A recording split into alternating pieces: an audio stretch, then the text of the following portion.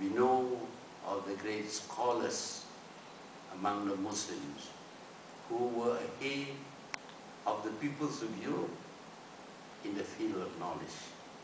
So when we read the Quran, we must not confine the message to only a certain thing, when the message is actually very broad, so that we can access knowledge, reading to access knowledge in all the things that will prove useful to us to live the way of life of a good Muslim.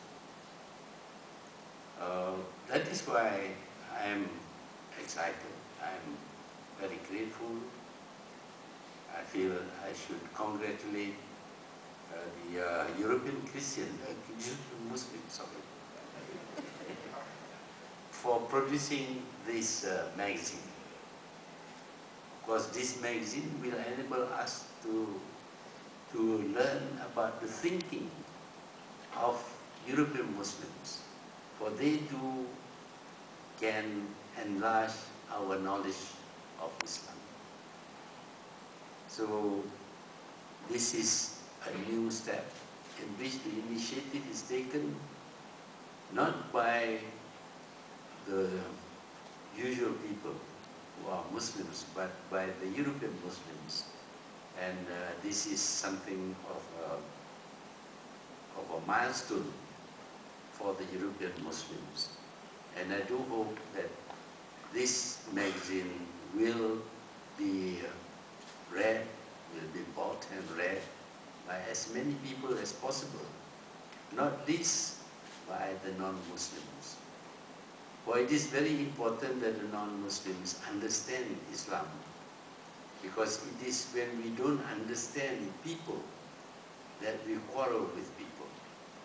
If we understand them and know why they are motivated to do certain things, then we can appreciate why they do those things, and we will not be antagonistic towards them.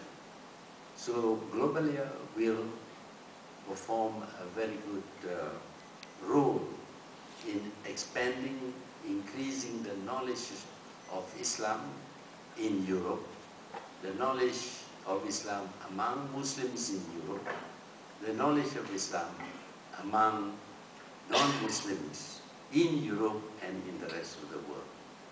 It is very important that people understand the true teachings of Islam, so that they will not feel, they will not interpret Islam as a religion of the terrorists.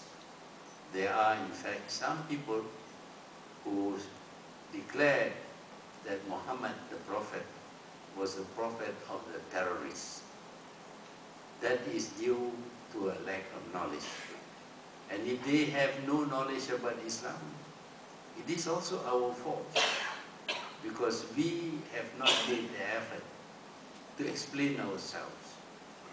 With today's world and the different methods of reaching people through the media, there really is no excuse for people not to know about Islam, the true Islam. Instead, they have wrong perceptions of Islam. For example, when Muslims are forced to fight for their own land, they think that it is simply about the antagonism of Muslims towards non-Muslims. It is not so. Why there is terrorism today, or what is called terrorism today, is because the land of the Palestinians was seized from them to make the state of Israel. And in addition to that, the people there, the Muslims there, were expelled from their country with no compensation whatever.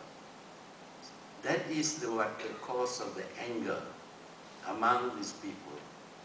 And as co-religionists, fellow Muslims, we too feel the anger that is felt by the people of Palestine.